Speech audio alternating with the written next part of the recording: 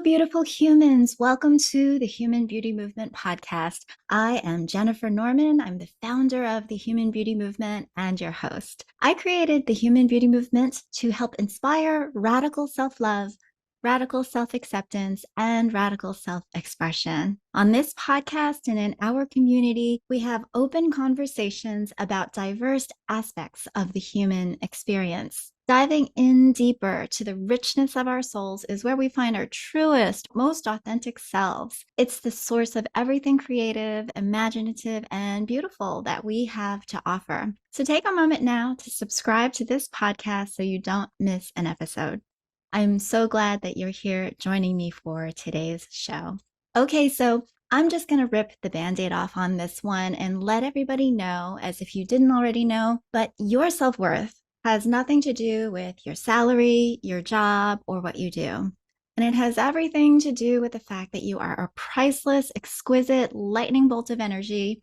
Yet, of course, you're disguised as a mortal, vulnerable human being spending a little time here on Spaceship Earth. And on this planet and in our culture, we've set up these games with rites of passage, risk and reward, the hero's journey, and measures of success.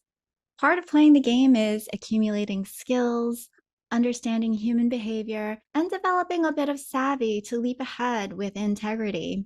So I've invited my next guest onto my show because she's agreed to divulge some little known secret side doors on how you can move yourself ahead dramatically when it comes to positioning yourself for career advancement. Yes, that means landing the dream job, making more money, and feeling more fulfilled in your personal achievements. Zena Contreras is a seasoned author, speaker, and coach who has worked with the likes of CNN, CBS, Viacom. Over the past decades, she's been a corporate recruiter, a career coach, and even a spiritual life coach. She's mastered the art of intuitive human connection, and she's here to talk about manifesting the career that you want. Welcome to the show, Zena. Thank you so very much for having me. I love your introduction. So much information there, but so uplifting. Oh, it is such an honor to have you. So I was so excited when I had learned about your illustrious career. You've worked with the best of these companies. And now you are also offering career coaching because you want to help people get the most out of their lives when it comes to their work and what they do. But it's true, right? People use their jobs and their career, the money that they make as yardsticks for self-worth. How do you coach people away from that mindset? So, first of all, I like to acknowledge people in whatever place and space that they're in. I don't think that human beings get acknowledged and Mm, appreciated enough so that when we're tied to that check, mhm, that amount of money, that title, it really validates that there hasn't been a level of importance placed upon the person mm, and who they are. And so, from the day that we're born into this incarnation, our life is very important and integral on this planet. And so, I like to acknowledge from that perspective. And then I like to ask them questions about what joy looks like in their life. So I take it away from the job a little bit so mm. that I can understand who they are and understand their mindset, which really helps when we start to career coach. That's beautiful. I had heard Simon Sinek say that 100% of employees are people, 100% of managers are people, 100% of clients and of customers are people. And so understanding people helps you to understand business. What do you think it is about the human psyche and the way that we are that makes us put up walls when it comes to the interview process or getting in front? So it almost seems like such an intimidating thing when people are like, oh my God, I've got a job interview. What now? Right. Because we're giving it too much weight. We're actually giving it too much weight and we're giving this person permission to grade us. We're not in school anymore. We have skills, talents, and abilities, and we have accomplished things. So I like to use this little known trick. As I tell people, think about interviewing like dating. You've had good dates and you've had bad dates. So if you go into this interview and you're like, here's all of my experience from when the time I was 2 years old, and you're the person and sitting in front of you is like, I think I'm going to go to the restroom right now and never come back. Think about it as an engaging conversation. I want to get to know you, but I want you to get to know me. So if you can think about it from the perspective of dating, it takes some of the intimidation off, like this person is going to decide whether I get a paycheck next month, right? Yet some people find dating extremely nerve-wracking too. We've all had good or bad dates. That's true. That's true. So, what role do you think that mindset has in finding that job? And then, if you're able to come into it as a date and then think about it more as an exploration and getting to know each other, what do you think is a good unfolding in terms of a mindset for finding a job? So I just want to tag team back on the dating Hmm. aspect. Here's the nugget that I forgot to mention. Hmm. Put a period in the middle of the sentence. Let that person ask you more, right? So that's the Mm. key with the dating scenario. Now, I think that people, they don't know their own story. They don't Hmm. know their own worth.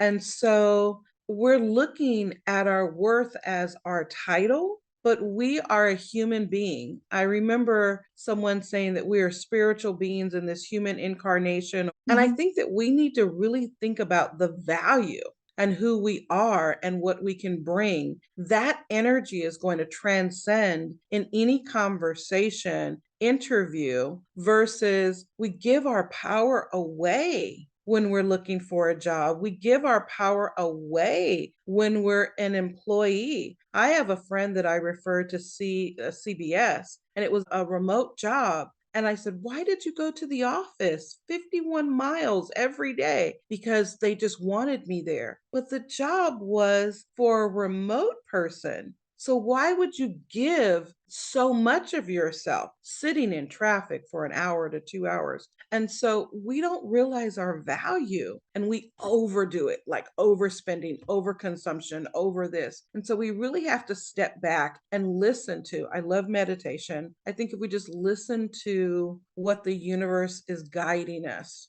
then our energy will come forth. Mm. And so it sounds like getting to know your story is really important. And so for that person that may come in raw and say, well, okay, here I am an accountant, and they feel like they are that function and they don't understand how to really position themselves. How do you tease that out of somebody? So I have a quick assessment on my website that I have everyone go through. And for those who don't know about chakras, it really is a chakra assessment. So it really helps me to understand where you're out of alignment. And it really reveals quite a bit. So people are like, why are these abstract questions? What do you want to know? Well, it's the baseline because it gives me, I can see your resume, that's professional, but I want to understand what is holding you back. What are some of those sabotaging beliefs? And believe it or not, I had a client who was accepted to Wharton for a graduate degree. And we found out in that assessment through some probing questions that he had issues from the fourth grade, from something his fourth grade teacher told him that was ringing true in every different scenario that had a similarity to that conversation. So Ivy League school, you would think, oh my gosh, you've got it all together. Those little things, whether we want to call them anchors or crutches or whatever label, they're inside of us and we need to release that so that we can be the best of who we are here to be. Oh my goodness, you are the first career coach that I ever heard go through the chakra system as one of your diagnostic tools. I knew that I loved you for a reason. You're extremely compadre. But it's true. I look at the chakra system not necessarily as religion. I really do think it is a wonderful diagnostic tool for all of the things that you can just check to see, oh, this is what I can focus on improving or getting back into balance or back into alignment. And I know what my crutch is or my behaviors when I, for example, am feeling like I'm losing my solar plexus. It's out of balance and I'm feeling nervous or I'm not feeling like I'm in my power. This is what I need to do as far as meditating and getting back into harmony with that and remembering who I am. That is so neat. That is so neat. So now you were a recruiter for 20 years, what kind of insights can you offer to people who are looking for a new position so that they can showcase that distinct advantage in the hiring process? Absolutely. So, recruiting is really interesting. One of the reasons why I decided to be a career coach is because as a corporate recruiter, I can't give you guidance and advice where I Mhm. could see if you just would have tweaked this, if you would have said this, if you would have asked for the opportunity, right? So, I couldn't do that from that perspective. But what I've seen is I understand the hiring process. And so I've created this side door sort of formula that really helps people to get seen. It is different. It is very proactive. It is will take you out of your comfort field and will challenge you to really stand up in your authority. You actually go directly to the hiring leader. So we talked about this. Human beings hire human beings. We can talk about the applicant tracking system. We can talk about leveraging AI, but at the end of the day, it's a hiring leader that's going to hire you. So why not go directly to the decision maker? Why sit in that pool of 500, 1,000 applicants and wait and hope that someone is going to see you? Why Mm. not redirect the communication to the hiring leader? I mean, what can they say? No? And so for those that are looking at it's like, oh, how do I know who the hiring leader is? How would I find that out if it's somebody who might be an assistant or even an agency that might be involved? So with an agency, it's a little tricky. So I leverage LinkedIn quite a bit, LinkedIn and Hmm. Glassdoor, amazing tools. And there are a couple of other tools that I use. But on LinkedIn, you can go to the company profile and you can click on people, the people tab. If you extract the title that you're applying to and put that in the keywords of under the people tab, it will show you those people within that department. Now, maybe you don't know the title of the hiring leader, but you can start to network with some others that might be your peers that could lead you to the hiring leader. Interesting. And so, when approaching the hiring leader, what would be your recommendation on presenting yourself? So I think about it like I'm window shopping and something that catches my eye. So the important thing to understand is hiring leaders are hiring for a solution. A corporate recruiter just scans through the resume. Actually, LinkedIn has said that the recruiters only take 6 to 13 seconds to read a resume. In Mm. 6 to 13 seconds, what kind of impression can you make on a 3-page document with a cover letter? Yeah. But a hiring leader will read the fine details because they want to make sure that you might be a right fit for the organization or you might have the potential. So I say, definitely use an introduction email or letter. And I actually, in my side door practice, I tell people to use priority mail. Get an envelope, pay $3.95 or $6.10 and get it in front of them. Now, I only do that when there are thousands of people in the applicant that have applied, Hmm. but definitely it's a way to get seen. So you want to have an introduction email that actually talks about all of your relevant experience to the job that you're applying to so that you can stand out. And you can do that with AI. Now, that's where I use AI. I Mm. use AI to help me with the introduction email. Oh, and so say a little bit more about that. Of course, AI is just phenomenal in the way that it is able to make life more efficient when crafting emails, letters, things like that. What would you say would be some of the things to put into your AI prompt? Sure. So people struggle with talking about themselves. So this is a really easy system. You put in the job description and you put in your resume, and Oh, then you use the prompt, highlight the best of my relevant experience to the job description. And that is AI will gold. in 3 seconds, right? You Oh, it's have, and then amazing. you can take that and modify that to make it a little bit more your language, a little Hmm. less formal, a little bit more informal, whatever you like to do. But in Yeah. 3 seconds, you have that. Yeah, I think that you gave some interesting points just because I want to highlight some of these now that it is important if you want to really stand out from the crowd. Just sending an email to the hiring manager may not even cut the mustard. They might even, have an inbox that has thousands of unread emails. And so that might not be it. But going to that additional level of finding them on social media or finding them on LinkedIn and doing it in a way that is not desperate is really positioning yourself in a very valuable way on what you can offer, all of the skills and all of those things. And AI can be your best friend here. It can help you to recraft your own story and to help you say, oh, yeah, all that in a bag of chips. Yeah, I actually do have something to Absolutely. offer. And priority mail, I haven't heard that one before either because it is a way to get into somebody's touch point in a way that is different and is showing that you are actually going the extra mile versus what other candidates might be doing. Very cool. So, Very cool. Jennifer, if you Mm-hmm. were hiring an intern Mm-hmm. and you posted that position on LinkedIn and Mm-hmm. received 200 applicants in 4 hours, that's a little daunting, right? Like, oh my gosh, Mm-hmm. I've got to carve out 5 hours of my time to read all these resumes. But Mm-hmm. then someone in your office brings a priority mail envelope and puts it on your desk. You're like, you're busy, what is this? And you Mm-hmm. open it. And I have written a tailored email to emphasize my enthusiasm, my experience, my level of interest regarding what you're doing in your cause. And then I've attached a tailored resume. Okay, you may not pick up the phone, but you would send that to someone in your operations and say, I really like this person. Can you screen this person? Mm-hmm. Find out what they're looking for. That's the side door. I've Mm-hmm. bypassed the ATS system. I've bypassed the corporate recruiter. I'm not sitting in that pool with all of those candidates. And guess what? You've already looked at my resume and pre qualified me and said, I have interest. So now that resume, that contact must contact the candidate because it's like, I don't know if Jennifer's going to get back to me and say, hey, what happened to that intern that I was really interested in? Mm-hmm. You really are in the side door.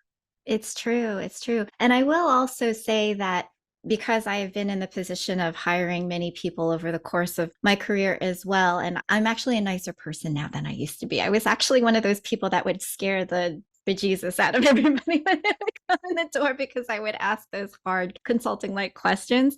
I'm not really like that anymore, but that's neither here nor there. I did want to mention that enthusiasm, positivity, optimism, that can do attitude, that willing to go above and beyond, to me, is actually very, very valuable. And it's very valuable to a lot of other hiring managers that I know. Of course, we're looking for basic fundamentals when it comes to your skill set. But when all things are said and done and all the rest of the playing field is equal, the ones that we believe are going to be the best fit for an organization are going to be the ones that exude a willingness to work with you, a willingness to be friendly, a willingness to really answer the questions and to know how to articulate and sell themselves. But enthusiasm really is the key word, I believe, for a lot of hiring managers. Because, yeah, I think that a lot of people are saying like there are a certain amount of people that can get a job done, but do we believe that this person has potential to grow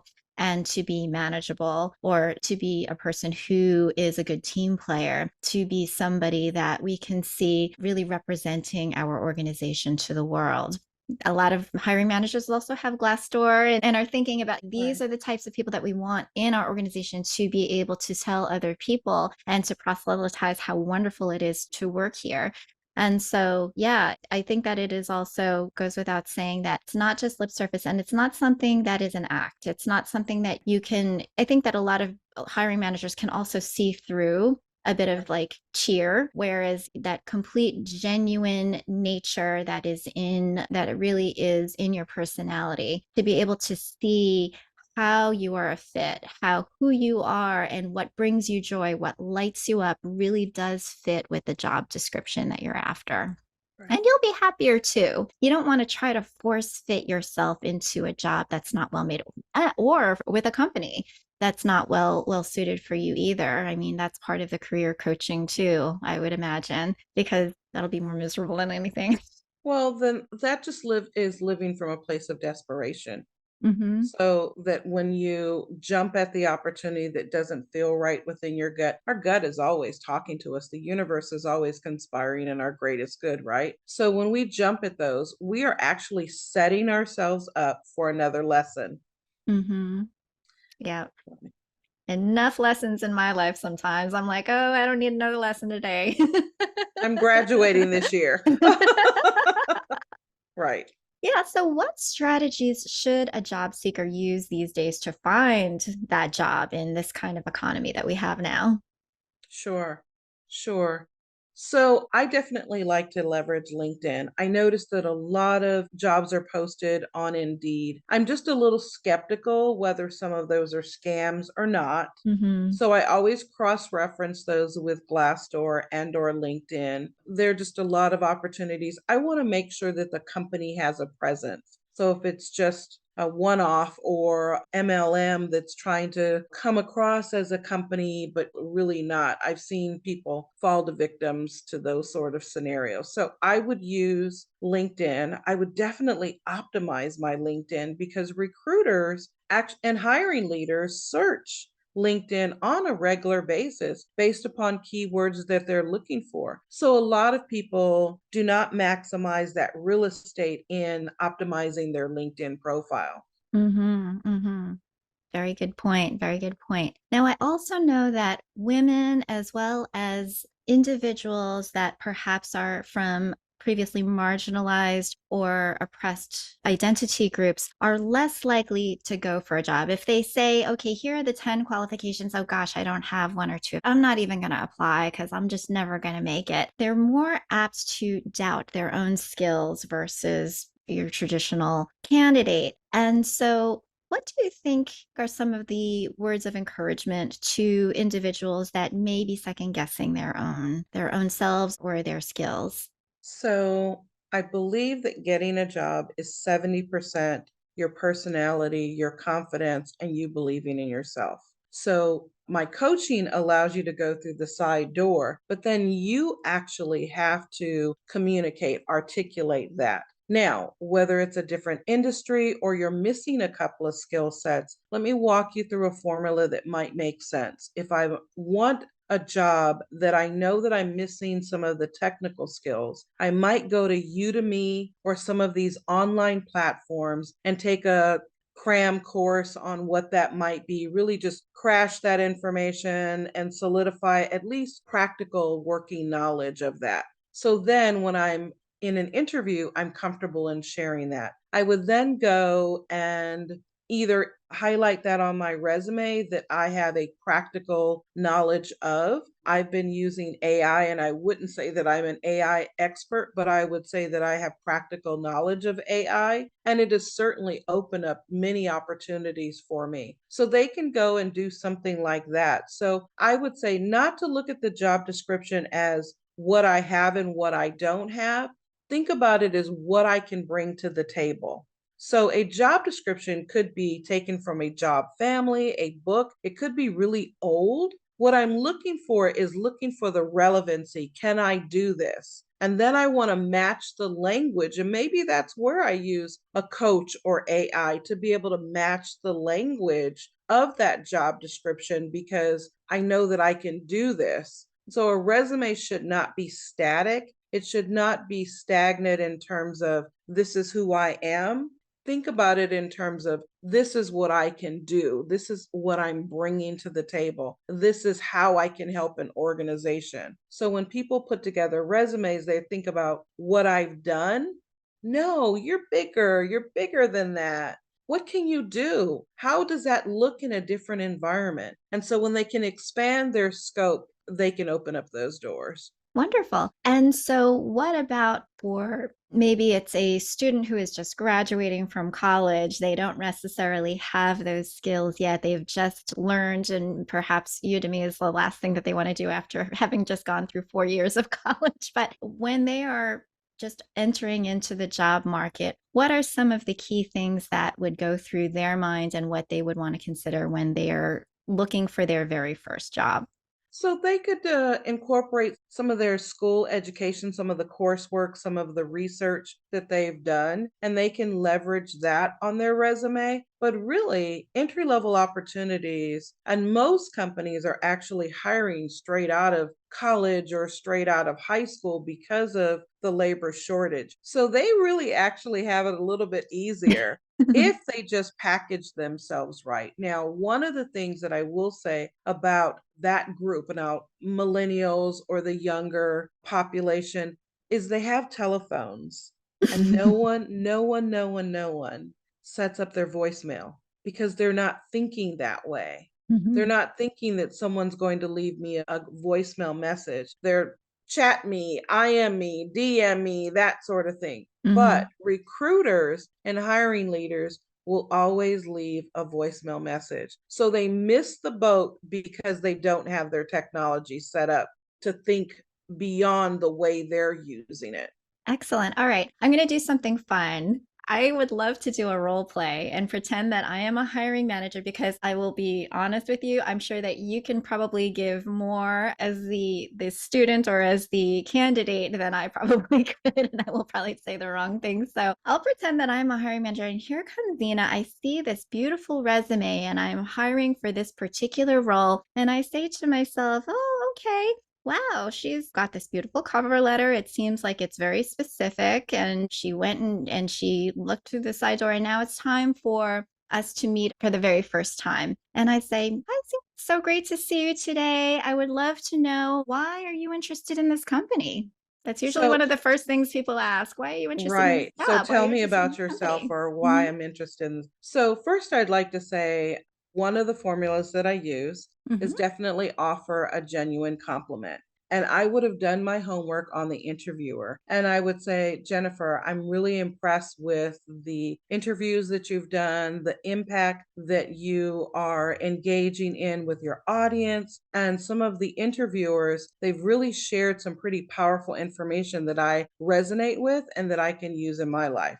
I mean, that's just me giving you a compliment, but I would start off with a compliment so that it opens up the door and it sort of lessens the intimidating factor from the interviewer and the interviewee. And Yeah. then I would share a little bit about my background as that I'm in alignment with some of the core elements that you talk about in your podcast. And then put a period in the middle of a sentence and allow you to ask, can you elaborate more? Very good. And I think that asking, or the very beginning, providing a compliment or having that warm opening showcases that you're a positive person, that you're interested. And there's nothing, every bit's flattery will get you everywhere, they say. And so so it never hurts from a human standpoint to be able to offer that as a little token of appreciation or a gift and start the tone off there as a warm and a friendly place. And then I also think that the idea of aligning with values, it's almost like that. Again, I go back to Simon Sinek and starting with why. Like, why are you interested? The reason is because I gravitate to your why. The reason why my why and Good. your why are aligned is exactly why I am here today. And so, talking about it from that overarching perspective before getting into the nitty gritty of those finer aspects of what you've done, because it really does set the stage for a bigger picture and a bigger Right. conversation, I think is good. But it also shows that you've taken the initiative to research, that Mm-hmm. you have done your homework, that you will take the initiative. So, from a hiring perspective, you're thinking if I gave this person a project, I can see them really researching this out, really putting some detailed thought to it. So, that's one of the things that I want to convey if that's part of my background and it's something that I enjoy. And then the connection. How do I connect with who you are and what you're offering in terms of my value statement and just sharing that information?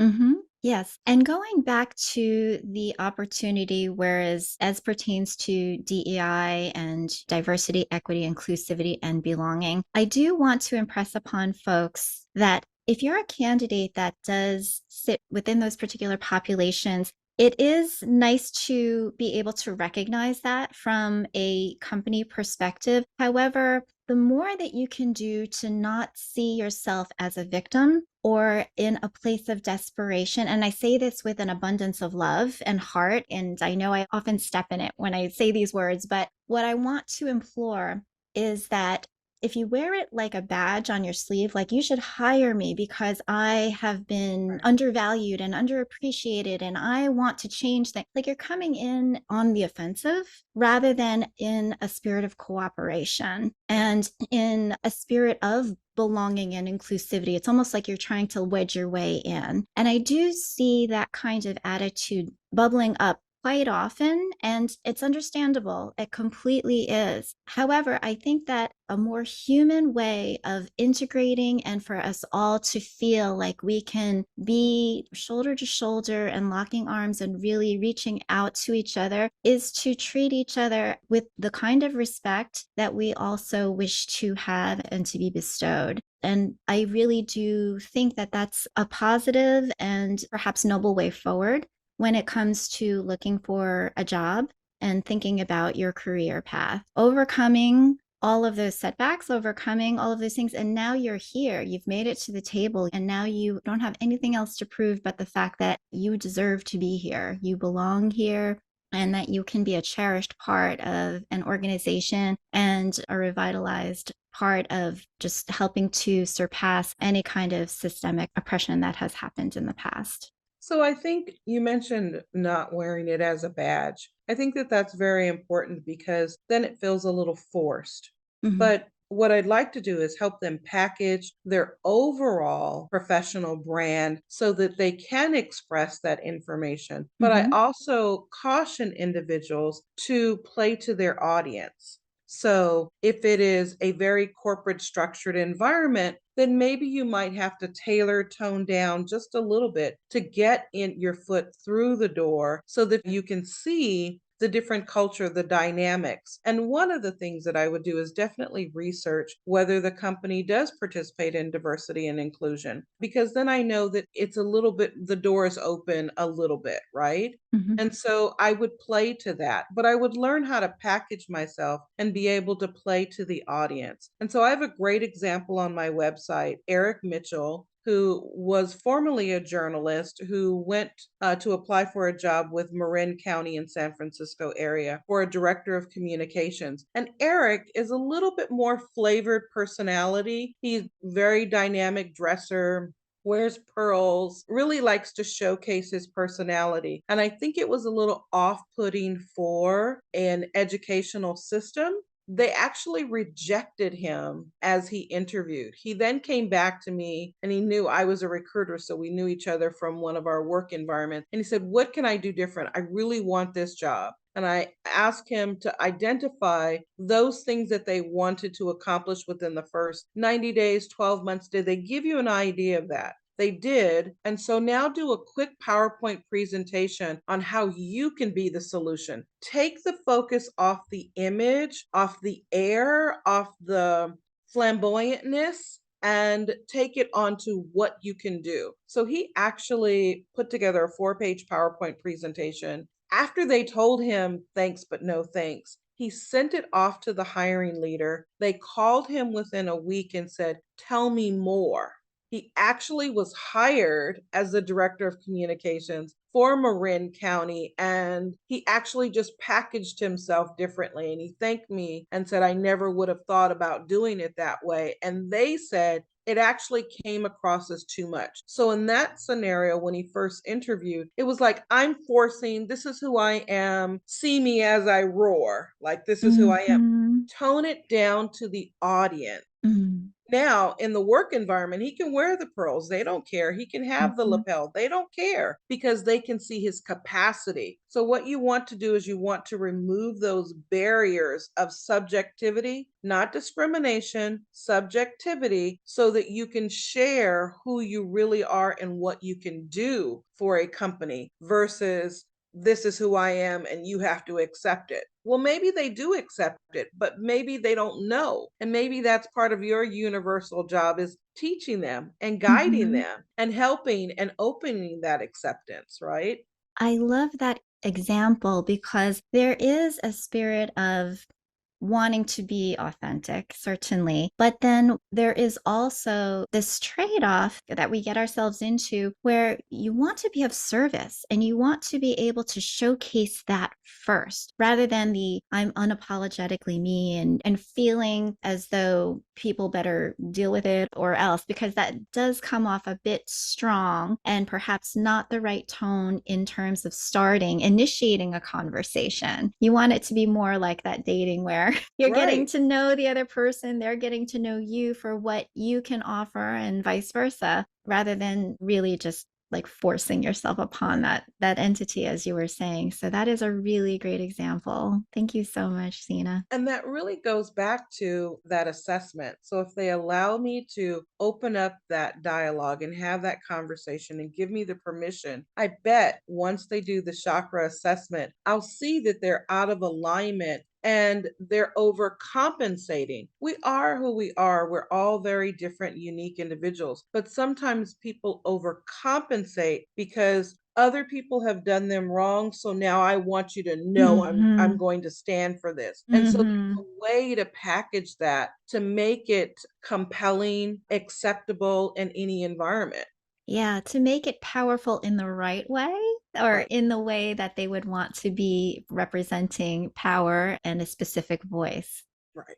Right, right. Excellent. So, where can people find out more about you, Zena?